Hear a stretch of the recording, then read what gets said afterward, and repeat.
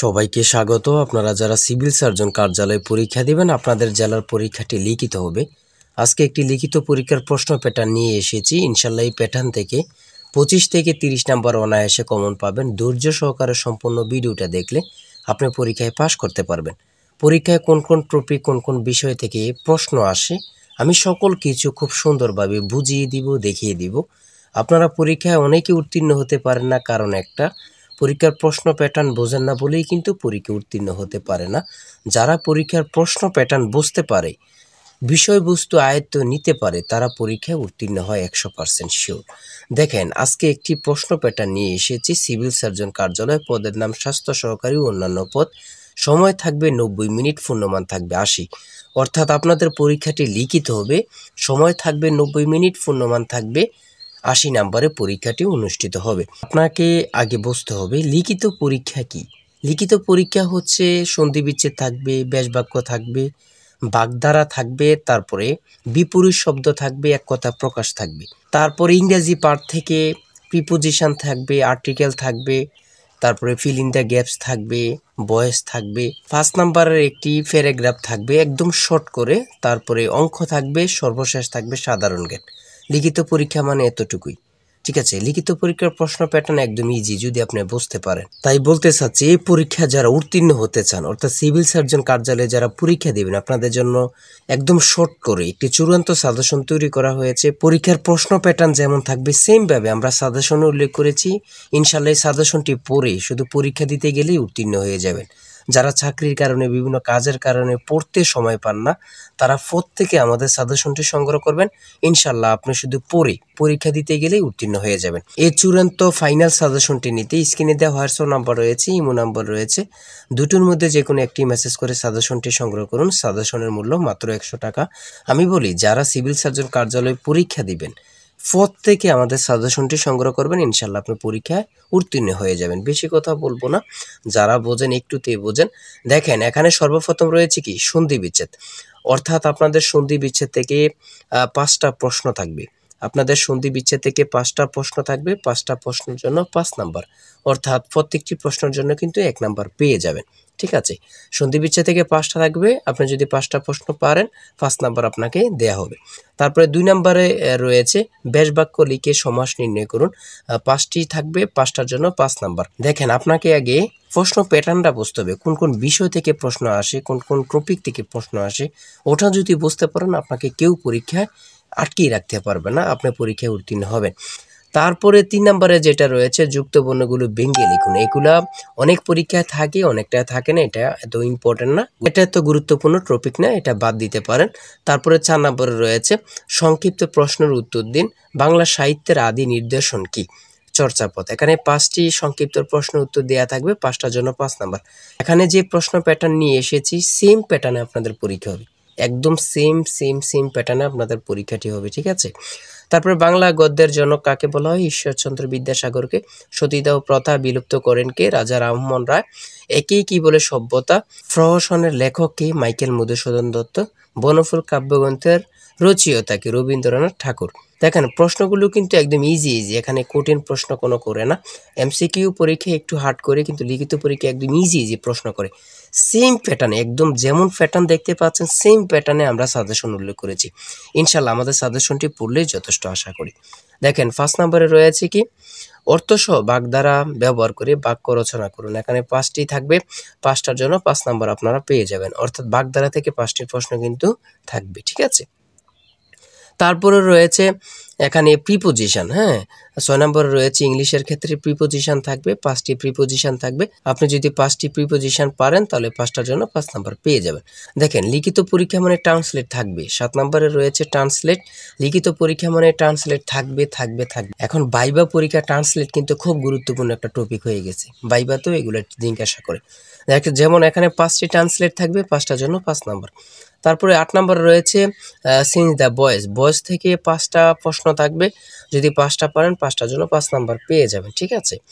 তারপরে 9 নম্বরে রয়েছে রাইট ফ্রম ভার্ব থেকে 5টা প্রশ্ন থাকবে, 5টার জন্য 5 নাম্বার পেয়ে যাবেন। ঠিক আছে, আপনারা এখানে যে টপিকগুলো দেখাচ্ছি এগুলো অনুযায়ী আপনারা পড়ে যাবেন। আর বিশেষ করে এখান থেকে ওখান থেকে প্রশ্ন খোঁজে না বাহির করে আমাদের কাছ থেকে একদম মডেল টেস্ট অনুযায়ী একটি সাজেশন সংগ্রহ করুন। ইনশাআল্লাহ সাজেশনটি পড়লেই কিন্তু যথেষ্ট। ভার্ব থেকে থাকবে 5টা প্রশ্ন, 5টা যদি পারেন 5টার জন্য 5 নাম্বার পেয়ে যাবেন। তারপরে রয়েছে একটি প্যারাগ্রাফ। দেখেন এখানে যেই কোনো প্যারাগ্রাফ এখানে দিতে পারে। ঠিক আছে, রিপ্রেজেন্টেশনও দিতে পারে, যে কোনো একটা শর্ট করে প্যারাগ্রাফ দিয়ে দিতে পারে। আর আমাদের সাজেশনে কিন্তু প্যারাগ্রাফ খুব সুন্দরভাবে দেয়া আছে। এই প্যারাগ্রাফটি পারলে আপনাকে 5 নাম্বার দেয়া হবে। তারপরে রয়েছে 11 নাম্বারে রয়েছে 2 এবং 32-এর মধ্যে মৌলিক সংখ্যা কয়টি ও কী কী। খুব গুরুত্বপূর্ণ, এগুলো কিন্তু বাহির করার একদম সহজ টেকনিক আছে, আপনারা অবশ্যই সকলে জানেন। আর বিশেষ করে আমাদের প্রত্যেকটি প্রশ্নের ব্যাখ্যা ও সমাধান সহ দেওয়া আছে। এই যে এখানে যেমনভাবে ব্যাখ্যা সমাধান সহ দেওয়া আছে, সেমভাবে আরও ভালোভাবে আমাদের সাজেশনে ব্যাখ্যা ও সমাধান সহ পেয়ে যাবেন। এখানে প্রশ্নের সমাধানটি দেওয়া আছে, আপনারা দেখে নেন। হ্যাঁ, তারপরে রয়েছে 2টি সংখ্যার গুণফল 4235 এবং তাদের লসাগু 385, সংখ্যা দুইটির গসাগু কত। খুবই গুরুত্বপূর্ণ একটি প্রশ্ন। ঠিক আছে, সমাধানটি দেখে নেন, আপনারা যদি পারেন তাহলে 5 নাম্বার পেয়ে যাবেন। তারপরে ঘ নাম্বারে রয়েছে শতকরা বার্ষিক কত হার সুদে 60,000 টাকা 5 বছরের সুদ 6,000 টাকা হবে।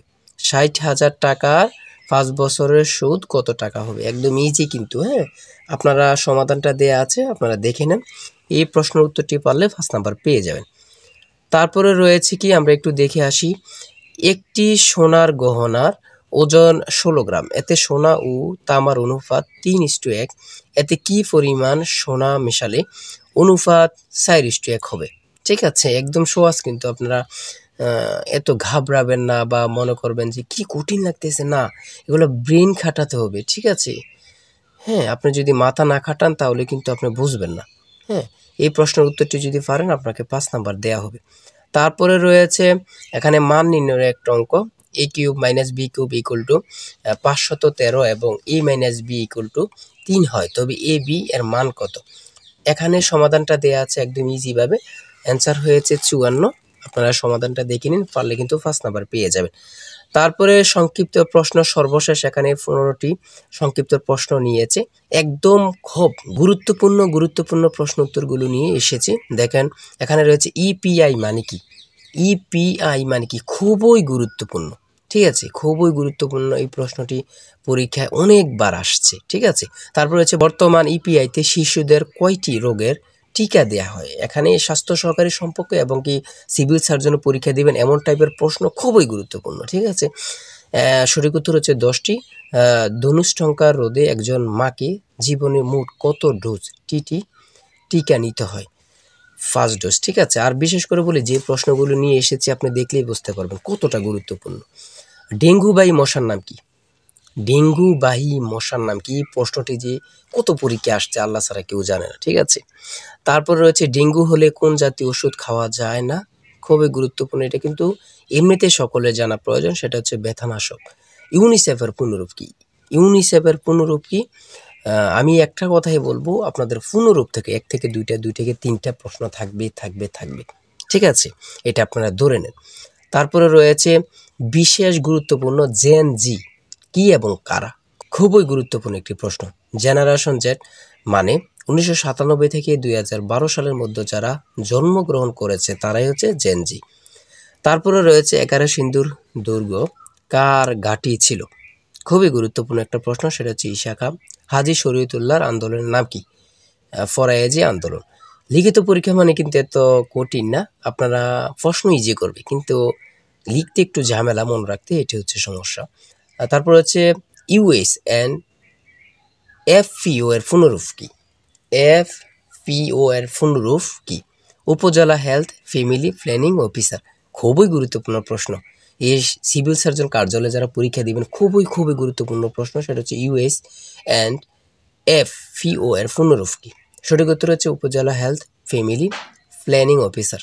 ঠিক আছে, তারপরে রয়েছে পারস্য মানে বর্তমান কোন দেশ, পারস্য মানে বর্তমান কোন দেশ, খুবই গুরুত্বপূর্ণ একটি প্রশ্ন, যেটা হচ্ছে ইরান। পারস্য মানে কোন দেশ, ইরান।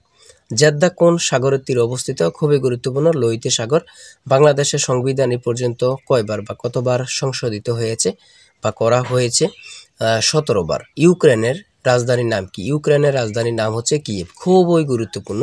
জরায়ু ক্যান্সার প্রতিরোধে দেয়া ভ্যাকসিনের নাম কি? জরায়ু ক্যান্সার প্রতিরোধে দেয়া ভ্যাকসিনের নাম কি? HPV টিকা। HPV টিকা খুবই গুরুত্বপূর্ণ।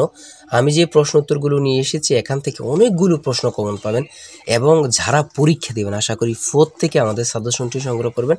সাজেশনটি সংগ্রহ করতে এই নাম্বারে হোয়াটসঅ্যাপ ইমো আছে, আপনারা কি করবেন দুটোটার যে কোনো একটা হোয়াটসঅ্যাপ অথবা ইমোতে মেসেজ করবেন। মেসেজ করলে সাজেশনটি সংগ্রহ করতে পারবেন। আর সাজেশনের মূল্য মাত্র 100 টাকা। আমি বলি 100 টাকার বিনিময়ে হলে থেকে আমাদের সাজেশনটি সংগ্রহ করবেন। আপনি পরীক্ষার প্রশ্ন প্যাটার্ন, পরীক্ষার বিষয়বস্তু, কোন কোন টপিক থেকে আসবে সকল কিছু ক্লিয়ার হয়ে যাবে। আপনার জন্য খুবই গুরুত্বপূর্ণ। তাই সবাই ভালো থাকবেন, সুস্থ থাকবেন। আজকের ভিডিও এই পর্যন্ত। আর অবশ্যই চ্যানেলটি সাবস্ক্রাইব ও পেজটি ফলো দিয়ে রাখলে আপনার পরীক্ষা হলে পরীক্ষার যে প্রশ্ন সমাধান, রেজাল্ট এবং ইত্যাদি সকল বিষয় নিয়ে আমরা ভিডিও আপলোড দিব। চ্যানেলটি সাবস্ক্রাইব ও পেজটি ফলো দিয়ে রাখলে সবার আগে চলে যাবে আপনার কাছে নোটিফিকেশন। তাই অবশ্যই চ্যানেলটি সাবস্ক্রাইব ও পেজটি ফলো দিয়ে আমাদের সঙ্গে থাকবেন। আজকের ভিডিও এই পর্যন্ত। আর ভালো লাগলে একটি লাইক করবেন। আল্লাহ হাফেজ।